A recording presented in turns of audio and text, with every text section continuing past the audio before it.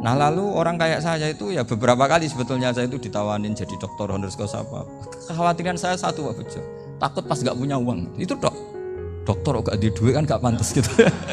Jadi repot gitu, daripada beban lah sudah lah nggak usah dokter. Jadi kalau nggak punya uang ya pantas, terus kalau ngebis ya pantas. Suatu saat kalau mati nggak ada yang hadir ya pantas, nggak dokter gitu. Kalau sudah dokter kok masuk neraka, dokter kok masuk neraka kayaknya apalagi rektor kampus Islam kok masuk neraka itu kan kok kayak nggak pas itu. Misalnya rektor Unisiola ditanya mungkar nakir nggak bisa kan kayak gimana gitu. Makanya harus sering ngaji saya supaya nggak malu di depan mungkar nakir. Masa rektor ditanya mungkar nakir nggak bisa. Harus berani bentak, ini saya rektor loh Pak mungkar nakir. Masa kalau wali-wali dulu berani. Masyhur di cerita wali-wali ditanya marabbuka manabuka. Saya ini guru tauhid. Kok kamu tanya marabbuka manabuka yang ngotok? Kamu tidak pernah ngaji enak aja tanya. Jadi wali-wali itu ya rileks ngadepi mungkin. Saya akan rileks wali di Bang Pak Rektor. Saya yakin itu. Karena wali itu lebih dekat Allah. Sehingga orang dulu itu saya ulang lagi, ada satu kearifan namanya hidup itu apa?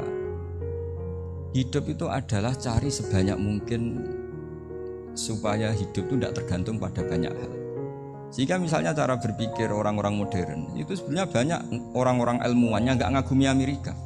Bukan karena angkuh ndak. Untuk mempertahankan kebesaran negara sebesar itu, kebutuhan listriknya besar, kebutuhan tentaranya besar, kebutuhan apa? Sementara negara kayak Venezuela atau Swiss kebutuhannya ada banyak. Pertanyaannya, yang tergantung dengan banyak hal sama yang tidak tergantung banyak hal itu pinter mana? Kalau dibalik pertanyaannya gitu, negara-negara maju itu tidak keren kalau dibalik pertanyaannya. Orang yang untuk mempertahankan eksistensinya banyak, butuh banyak hal dengan yang tidak butuh banyak hal, itu pinter mana? Orang yang bahagianya nunggu jadi dokter, nunggu jadi kiai besar, kiai viral, dengan orang yang bahagia cukup dengan ngopi, itu pinter mana? Tapi kalau dibalik pertanyaannya, orang yang tahunya nikmat hanya kopi dengan nikmat yang banyak, pinter mana? Makanya Mbah Mun tuh kalau guyon itu lucu. Aku iku sakake ambek wong desa sing mlebu swarga. Saya dulu eskam mlebu swarga kok disakeni. Akhirnya beliau memberi penjelasan. Wong desa iku roe pakanan enak, iku mau kopi mbek uduk. Lah swarga iku mau nuruti sing dikarepno. Akhirnya wis mau mangan wis ngopi, nguduk, ngopi wong ora roh pakanan liyane ku ora roh. Nasi mandi ya ora roh, pizza ya ora roh apa-apa. Terus saya bilang, wah lah niku nak nganti selera tentang wanita cantik. Iku juga sederhana. Rontok pesek ya wis cantik, rontok ireng ya wis. Apa bidadarinya seperti itu karena saking enggak pengalamannya. Jadi surga itu kan nuruti apa yang diinginkan. Kira-kira keinginan orang kampung kalau di surga itu apa coba? Makanan apa coba? Ya nak senengnya ketemel gemblong gitu. Artinya malaikat lebih suka nangani surganya orang-orang kampung di Bang Pak Rektor. Ini sudah ribet ini. Makanan apa saja sudah harus dicoba. Terus kalau di mall tahu orang macam-macam, seleranya macam-macam pasti. Enak mana kalau sampai jadi malaikat pelayan surga? Suka ngelayani orang kampung apa yang orang kota? Orang kampung kan? Jadi ya itu guyon ya, guyon tapi itu menjadi pikiran kita bahwa orang yang banyak kebutuhan itu sebetulnya banyak kebodohannya karena menggantungkan kebahagiaannya dengan banyak hal. Makanya Imam Syafi'i ngendikan istighna itu apa? Al-istighna anisya'i, yang dikatakan kecukupan adalah berusaha sebanyak mungkin banyak hal tidak kamu butuhkan. Bukan memenuhi semua kebutuhan kamu karena nafsu kamu ini tidak ada batasnya gitu. Kalau kamu penuhin nggak akan selesai. Itu ada perempuan yang kurang cantik itu minta doa saya, Gus doain suami saya kaya, terus tak guyonin, terus nggak minta. Kalau suami kamu kaya, yang pertama dirubah itu apa? Rumah supaya rumah saya bagus. Kedua apa? Mobil supaya mobil saya bagus. Nanti yang dievaluasi itu kamu. Mobil bagus, Alphard, rumah mewah, istrinya kamu pasti itu dievaluasi. Langsung nggak usah sudah gini aja kan. Jadi pertama yang dievaluasi itu kaya itu, coba kalau suami kaya itu yang dievaluasi pertama rumah ya, rumah ganti. Setelah itu apa?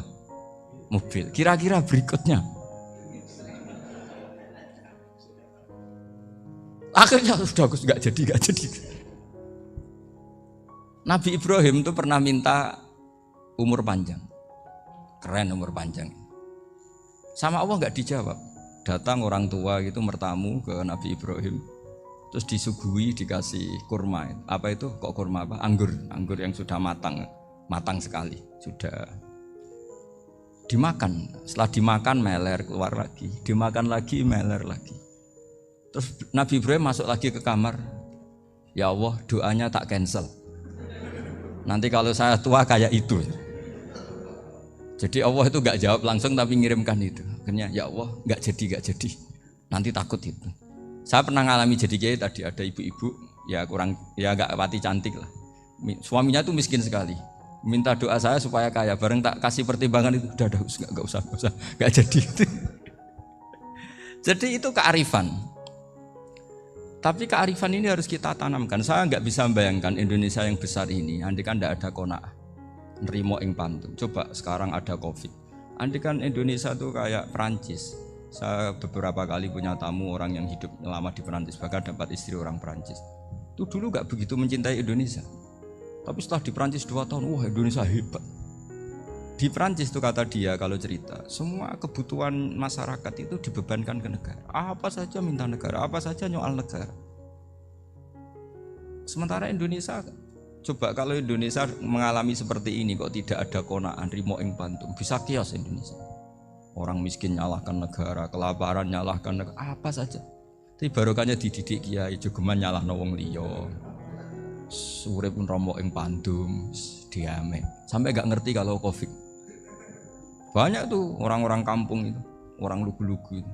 Mbah niki saking Covid, salam ning Covid muga-muga umure panjang. Dikira Covid itu nama orang yang ahli sosial itu. Mbah niki dana saking Covid. Matur nuwun sampekno salamku muga-muga umur panjang. Bingung kan yang nganterin ini. Ini gimana yang mau menjelaskan? Memang enggak paham. Ribet kan. Tapi saya pastikan bahwa dengan keadaan seperti ini kita bahagia, kita stabil, itu jelas barokahnya kalimat tadi, moto tadi atau pegangan hidup tadi. Makanya disebut al-ibarat qutun li'ailatil mustami'in, bahwa redaksi atau kata-kata atau pegangan atau filosofi hidup, apalah namanya itu adalah penyemangat. Penyemangat. Karena kata-kata ini memang luar biasa. Ketika sahabat perang demi kebenaran, zaman itu ya pasti benar karena yang dibela Nabi. Dulu itu kan enak zaman Nabi, yang dibela mesti benarnya, musuhnya mesti salahnya. Sehingga dulu itu memang harus tegas. Kalau sekarang mau tegas gimana? Yang kamu bela tidak mesti benar, musuhnya tidak mesti salah. Ribet kan kalau misalnya saya tukaran sama Pak Rektor, kamu mau bela mana kan bingung. Saya tidak mesti benar, saya tidak Nabi. Pak Rektor apalagi tidak mesti benar lagi kan? Ribet kan? Jadi kalau kita mau perang sekarang itu mau pede gimana? Enggak. Makanya banyak ulama sekarang tuh mau tegas tuh enggak berani karena ya banyak hal yang abu-abu lah wilayahnya, misalnya pilihan presiden atau pilihan bupati, pilihan menteri. Kamu mati-matian bela itu, yang kamu bela tidak mesti benar, musuh kamu tidak mesti salah. Misalnya pilihan bupati, wah ini kabupaten ini baik kalau bupatinya ini, yang satu bilang ini, terus tim suksesnya kamu tanya, kamu yakin? Ya tidak juga. Lah kenapa semangat? Kan saya botohnya, paling alasannya ya itu aja, bukan yang lain. Beda dengan zaman Nabi, nabinya mesti benar, Abu Jahalnya mesti salah, kan enak aturan mainnya jelas. Singkat cerita dalam perang itu banyak sahabat yang ngalami luka, ngalami apa gitu. Kemudian curhat ke Nabi, ya Nabi gara-gara derekkan jenengan, ngikuti jenengan saya harus ngalami seperti ini. Ngiranya orang itu diapresiasi sama Allah keluarnya itu. Ternyata sama Allah gak diapresiasi. Malah diturunkan ayat intakunu ta'lamuna fa innahum ya'lamuna kama ta'lamun wa tarjuna minallah ma'ala yarjun. Kalau kamu sakit karena perang, orang-orang kafir itu ya sakit, itu saja berani padahal demi kekafiran. Wa tarjuna minallah ma'ala yarjun, padahal kamu punya nilai lebih yaitu berharap kepada Allah yang mereka tidak punya. Saya jadi kiai itu ya kadang mangkel. Karena yang benci ya benci, yang seneng itu ngel-ngel loh kayak Pak Bejo. Jadi semuanya ribet. Lah iya, yang benci ya ganggu, yang seneng ya ganggu, tambah nemen. Seribet. Tapi kalau sudah ingat bandar narkoba, mereka berhadapan dengan polisi, kadang ditembak karena kesalahannya terlalu fatal. Antar persaingan mereka juga bisa tembak-tembakan karena merebut pasar narkoba. Itu saja mereka berani. Kok kita yang jadi kiai kadang dicium tangannya, dihormati gak berani, hanya takut apa ya, musibah-musibah kecil lah, atau problem-problem kecil. Lah iya, kalau kita bandingannya gitu. Kalau kamu mau tahajud kedinginan, itu masih nanti dihisab Allah itu gitu. Maling ayam itu keluar malam-malam, hanya dapat ayam. Itu gak takut dingin. Ya gak takut digebuki masa. Kamu mau tahajud saja takut dingin. Makanya nanti hisabnya orang soleh itu nanti dijajarkan orang dolim. Terus diperbandingkan. Wah itu habis kamu kalau itu. Jadi misalnya Unisula mau rapat, tapi ini malam, kalau malam dingin nanti sama masuk angin. Wah anak-anak pang di perapatan aja berani kamu. Kalau sudah perbandingannya gitu tuh ribet kita nanti. Makanya itu kalimat itu moto atau filosofi hidup. Sehingga diulang lagi nasihat itu. Iyam saskum korhun fakodu masal koma korhum mislu. Kalau kamu kena luka, orang-orang yang nggak benar juga akan kena luka. Itu aja berani demi ketidakbenaran. Masa kamu demi kebenaran nggak berani? Akhirnya orang itu, ya itu kalimat, itu heroik. Makanya kita ini penting ya. Makanya tadi himne Unisula dimulai kalimat thayyibah. Karena kalimat ini yang menjaga kita kalimat ini. Misalnya tentang Tuhan. Kenapa orang Islam imannya kokoh seperti ini, termasuk yang sudah hidup di Amerika, di Australia, di mana-mana. Itu ya barokahnya ajaran atau barokahnya kalimah. Saya sebut kalimah saya pakai bahasa santri. Karena la ilaha illallah itu dalam tradisi santri disebut kalimatu haqqin alaiha nahya wa alaiha namut wa alaiha nub'ats. Ada yang riwayat wa biha nub'ats insyaallah taala minal amin. Kenapa mereka di mana-mana meskipun sekolah di Amerika, di Australia, bahkan di Uni Soviet tetap mukmin? Itu barokahnya ajaran yang benar. Allah itu siapa? Tuhan. Tuhan itu sifat dasarnya apa? Awal. Dia harus wujud awal sebelum makhluk yang lain. Sehingga ketika ada negara yang maju, yang tertib, manajemennya tertib, masyarakatnya makmur, tapi punya Tuhan yang tidak seperti itu, tidak awal, itu sudah gak nyaman. Karena ndaklah keren Tuhan saya, karena Tuhan saya itu al-awwal, zat yang pertama. Tuhan saya keren lah, zat yang gak mati. Tuhan yang gak mati, yang gak pernah mengalami kematian. Sehingga tontonan atau yang dilihat kenikmatan-kenikmatan yang lain ini tidak mengubah dia pendirian tentang Tuhan. Karena mantapnya satu kalimat tadi, bahwa Tuhan itu ya harus satu, harus awal, harus tidak mati, tidak rusak, tidak mengalami apa-apa yang membahayakan. Sehingga ketika ditawarin Tuhan yang lain, meskipun menjanjikan secara finansial atau kemakmuran, mereka gak tertarik. Itu coba, itu barokahnya makmur apa barokahnya ajaran? Barokahnya ajaran. Sering negara Islam itu kalah makmur dengan mereka, tapi barokahnya ajaran ini tetap apa? Tetap Islam. Makanya Nabi Ibrahim, Nabi yang sukses bikin wa ja'alaha kalimatam baqiyatan fi aqibi. Sehingga kita ini bekti sama orang tua misalnya, itu ya karena ajaran. Suwargamu itu karek wong tuamu. Nak wong tuamu ridho, Allah ridho. Nak ora ridho, Allah ora ridho. Ridho wa fi ridhol walidain wa sakhatu wa sukhtu wa fi sakhatil. Sehingga ketika ada orang tua yang agak brengsek gitu, anak-anak tetap hormat. Punya orang tua yang miskin, yang sudah miskin, tukang tombok nomor, banyak kan di kampung gitu, ya tetap hormat. Coba kalau dari awal kita ngajari orang tua kamu hormati ya, kalau baik, kalau enggak usah, bisa geger Indonesia. Tapi barokahnya ajaran-ajaran itu Indonesia tertib karena ada ajaran. Nah ini di sini pesantren dan Unisula semua harus berkontribusi membuat ajaran yang benar itu adalah ciri utama Islam. Sehingga Islam ini dimulai dengan ajaran kalimatu haqqin alaiha nahya wa alaiha namut. Sehingga kita tenang seperti ini. Saya ini termasuk kiai yang tenang. Meskipun kata orang banyak saya ini kiai besar, tapi termasuk kiai yang paling tenang. termasuk yang paling tinggi. Karena saya ini pakai mazhab orang-orang hebat. Saya berkali-kali cerita, orang kayak Imam Syafi'i itu orang yang luar biasa. Saya berkali-kali cerita, orang yang tadi nyium tangan kamu ya Imam Syafi'i, di belakang tuh ngerasani kamu, menghujat kamu. Jawabannya enak saja. Berarti saya alhamdulillah orang yang wibawa. Buktinya di depan saya nggak berani. Jadi enteng saja. Diceritain sebagian kampung, sebagian separuh dari warga kamu itu nggak suka kamu. Ya bagus lah nggak suka saya, nggak akan utang duit saya. Di mana-mana orang utang tuh karena teman dekat. Kalau nggak seneng pasti minimal nggak utang, nggak pinjam mobil, nggak pinjam apa.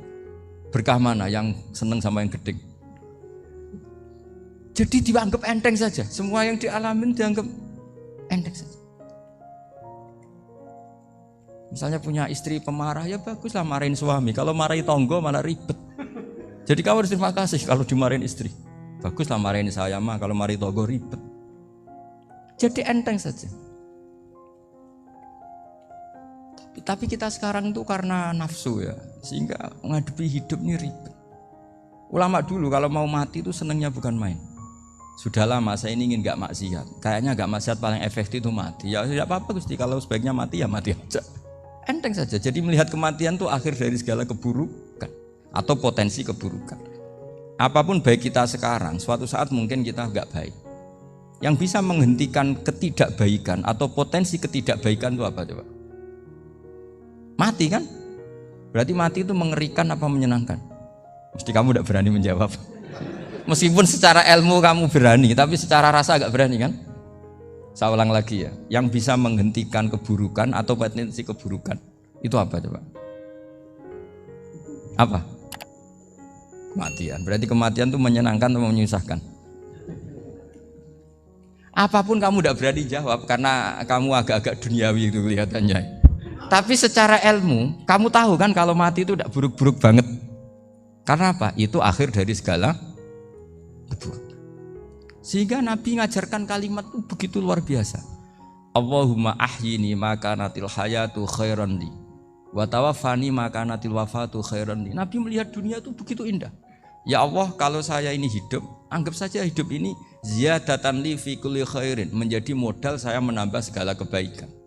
Jika suatu saat saya mati, anggap mawon rohatan li min kulli syarrin, itu akhir dari segala keburukan saya. Sehingga mati hidup ya baik karena di situ kita bisa berkontribusi beramal soleh. Mati juga baik karena mengakhiri segala keburukan. Nabi nate ngendikan lagi, ajaban li amril mukmini inna amrahu kullahu khair. Orang mukmin itu mengagumkan, semuanya baik. In asobathu na'ma syakara fakana khairan lah. Kalau baru dapat nikmat dia syukur, maka itu baik. Wa in asobatu dharra sabara, kalau dapat masalah mereka sabar, itu juga baik. Sehingga orang mukmin dua sisinya pasti baik. Itu juga kalimat, maksudnya moto atau pegangan hidup.